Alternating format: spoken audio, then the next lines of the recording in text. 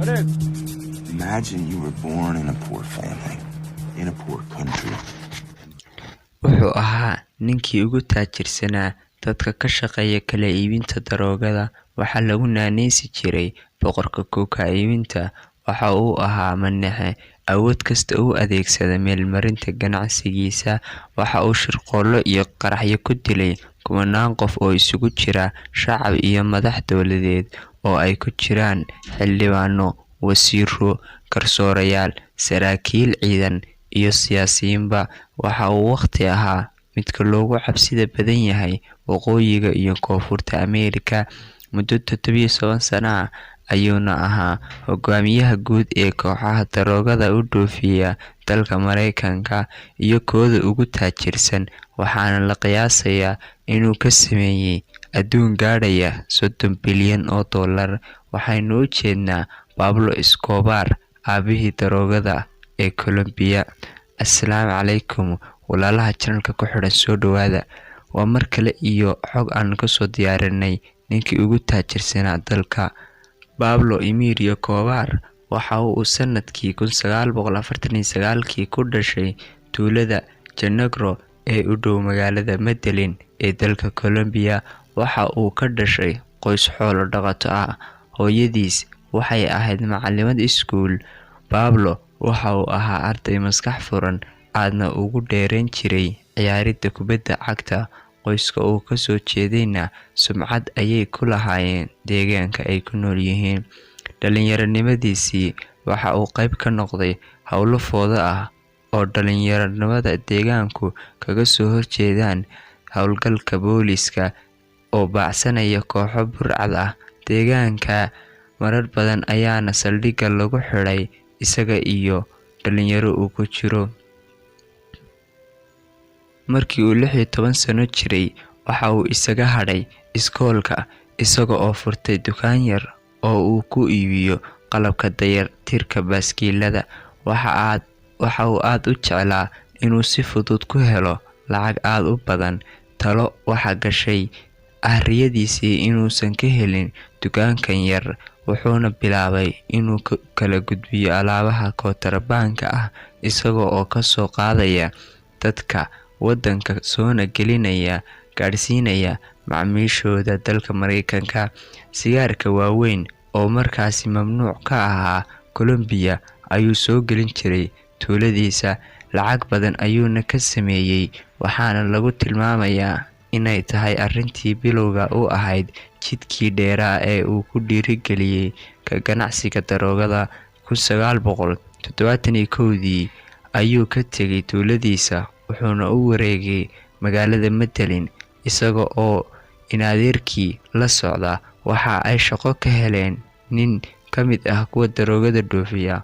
waxa uu u xilsaaray in ay daroogada ka soo raraan dalka Biro ee BEERAY oo deris la ahaa dalka Colombia.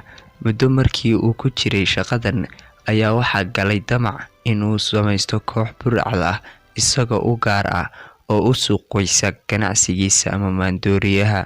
waxa uu xiriir la sameeyay kooxaha daroogada gudbisa dalka Maraykanka, lacag fiicanna uu ka samayn karo.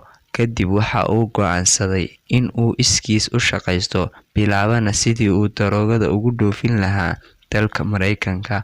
Colombia oo waqtigaasi ahayd dal uu ka jiro nidaam adag, ayaysan sahlanayn in gudaheeda laga sameeyo warshado yaryar oo macmal ah oo lagu sameeyo daroogada. Pablo si uu arrintan uga fogaado waxa uu goobo lagu diyaariyo daroogada ka samaystay hawdka u dhaxeeya dalka Biro iyo dalkiisa Colombia. marka uu dhameeyo diyaarinta waxa uu khudaar ka soo iibsan jiray Biro si uu daroogada ugu soo dhex qariyo. xilliyo badan ayay booliska ilaalada isku dhaceen, balse waxa uu u bixin jiray laaluush. sidaas ayuu daroogada ku bilaabay maadaama uu daroogada ku iibinayo qiimo ka hooseeya qiimaha dadka kale. muddo markii uu waday waxa uu isbahaysi la samaystay kooxaha daroogada dhoofiya si loola qaybsado magaalooyinka. koox walbaana daroogada ay geyso magaalo ka mid ah dalka waxaa la doortay hogaamiyaha kooxaha isku tegay si loo fuliyo heshiiskaas. Waxaa la hogaamiye laga dhigay Pablo Escobar. Pablo iyo kooxdiisina waxa ay ku soo aadantay magaalo xeebeedka gobolka Florida ee shabakada Pablo. Qaabka ay u kala duwan yihiin daroogada u gelin jiray Maraykanka sida in la dhex geliyo khudaarta iyo alaabaha kale oo loo dhoofiyo Maraykanka. Ugu dambeyn waxa uu iibsaday diyaarado yaryar oo aan u baahnayn garoomo ay ku degaan. Sidaas ayuu maalmo yar kadib kaga dhigay magaaladii Memphis hoyga daroogada iyo maandooriyayaasha kala duwan. Waxaa la qiyaasay in uu gudaha Maraykanka u daabuli jiray wax ku dhow 15 tan oo maandooriyaha kooka iibinta ah. Ugu dambeyn waxa uu sanad kadib la wareegay 80% daroogada loo dhoofiyo Maraykanka. Waxa uuna usbuucii heli jiray faa'iido ku dhow $150 milyan. Dhanka kale waxa uu saaxiib la ahaa dadka fuqarada ah, siina jiray lacago fara badan si ay difaac ugu noqdaan marka uu u baahdo. Sidoo kale uu ugu muuqdo qof wanaagsan. Waxa uu magaaladiisii Medellin uu ka dhisay iskoolo, garoomo kubadda lagu ciyaaro, goobo lagu cibaadeysto, guryo ayuu u dhisay dadka masaakiinta ah. Waxa uu noqday shakhsi aad looga jecel yahay magaalada uu ku nool yahay. Dadka badankiisu waxa ay u haysteen in uu ka jiro ganacsi caadi ah maadaama uu khudaarta u dhoofin jiray Maraykanka, balse khudaar caadi ah ma ahayn ganacsigiisu ee kontraband ayuu ku dhex qarin jiray. Sanadkii 1982 isaga oo ka faa'iideysanaya sumcadda uu ku dhex leeyahay deegaanka ayuu isu soo sharaxay xubinnimadii baarlamaanka. Arrinta la yaab kale ayaa waxa uu yahay in uu si fudud ugu guuleystay doorashada. Waxa uu aaminsanaa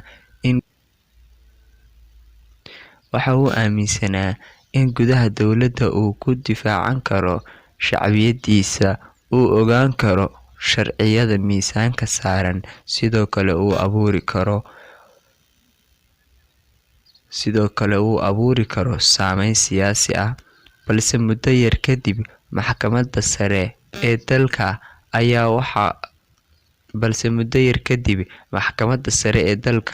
ayaa wax kama jiraan ku tilmaamtay doorashadiisa. Sidaas ayaa looga qaaday xubinnimadii golaha baarlamaanka.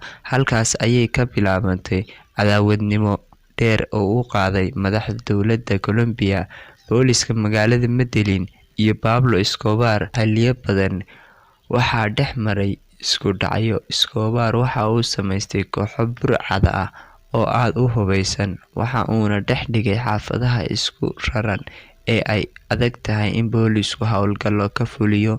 Waxa uu isku bedelay dhiig-yaab si uu iskaga leexiyo qof kasta oo jidkiisa hor istaaga. Waxa uu si xad dhaaf ah u laaluushi jiray madaxda dowladda, kuwa diidana shirqoole ayuu ku dili jiray. Inta hawshan ku guda jiray, dadka shirqoolka uu ku dilay ayaa lagu qiyaasay 40 garsoore, 200 oo xeer ilaaliye iyo boolis 1,000 iyo tiro kale oo badan. Burcadii uu madaxda u ahaa Escobar ayaa sanadkii 1989 laba dhacdo oo waaweyn ka fuliyay gudaha dalka Colombia. Bishii November 1989 waxa ay qorsheeyeen howlgal lagu qarajinayo musharaxa madaxweyne oo taageero ka haystay Maraykanka. Qorshahaasna in uu la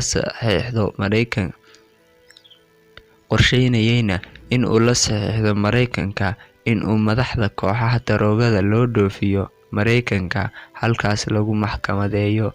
Si uusan ninkan ugu guuleysan, Pablo iyo kooxdiisii waxa ay miino ku xidheen diyaarad shacab ah oo uu raaci lahaa musharaxaasi madaxweyne. Laakiin musharaxaasi ayaa ka baaqday safarka sabab aan la shaacin aawadeed. Diyaaradii marka ay hawada gashay ayay qaraxday, waxaana ku geeriyooday dhammaan rakaabkii iyo shaqaalihii saarnaa oo gaadhaya 110 qof. Isla bishii xigtay ee December, xilli mashquul badan ka jiro gudaha magaalada Bogota oo caasimadda Colombia, ayaa kooxda Pablo waxa ay afaafka hore ee xarunta dhexe ee sirdoonka Colombia ay dhigeen gaadhi laga soo buuxiyay waxyaalaha qarxa oo gaadhaya 500 kiilogaraam. Xilli subax hore ah oo dadku shaqooyinka iyo hawlaha kale u kala socdaan ayuu qarxay gaadhigii, waxaana ku dhintay 57 qof. 14 gurina meeshii ka dhowaa ayaa ku dumay, waxaana ku burburay hanti badan. Agaasimaha sirdoonka oo qaraxan lala beegsanayay ayaa ka badbaaday. Labadan dhacdo ayaana shacabka ku abuurtay cadho ballaadhan oo ay u qaadeen Pablo iyo kooxdiisa. 1992 ayuu iskaga soo dhiibay booliska, waxaana lagu xukumay 5 sano oo xadhig ah, balse wuxuu dowladda u soo jeediyay in lagu xidho mid ka mid ah guryihiisa waaweyn oo xabsi ahaan loo bedelo si halkaas ay dowladdu ugu ilaaliso. Qorshihiisii uu hore u watay. Waxa uu 2 sano ku jiray xabsi guri oo uu isagu lahaa, gurigaas oo si caadi ah ugu dhex watay shaqadiisa iyo noloshiisa. Waxaa la joogay qoyskiisa, kooxdiisa. Waxa uu si caadi ah u watay dhoofinta daroogada. Colombia oo cadaadis badan kala kulmaysay dowladda Mareykanka ayaa markii dambe Pablo uu heshiiskii uga baxday, waxayna weerar ku qaaday xabsigii uu ku jiray. Pablo oo sii ogaa in mar uun qorshahaas looga bixi doono, sidoo kalena xogta dhaqdhaqaaqa dowladda si joogto ah ula socday, ayaa waxa uu sii diyaarsaday god ka mid ah dhulka hoostiisa si uu uga baxsado. Markii la soo weeraray, halkaas ayay kaga baxsadeen weerarkii ciidanka Colombia. Intii uu baxsadka ahaa ayaa habeen qabow badan u jiro. Waxa uu waayay xaabo uu dhuxul ku shito si uu diirimaad u siiyo ilmihiisa. Kadibna waxa uu dab qabadsiiyay xirmooyin lacag ah oo gaarayay $2 milyan. Waa Pablo Escobar ninka aynu ka hadlayno. Ugu dambeyn, bishii December sanadkii 1993 ayaa koox askar ah oo si gaar ah u tababaran waxa ay baxsad ku dileen Pablo Escobar oo ku dhuumaalaysanayay meel tuulo ah. Kadib markii ay dabagal ku sameeyeen taleefan nooca Taliyaatika ah oo ay u haystay isagu, halkaasi ayay ku dhammaatay nolosha mid ka mid ah kuwii ugu halista badnaa ee iibin jiray maandooriyaha.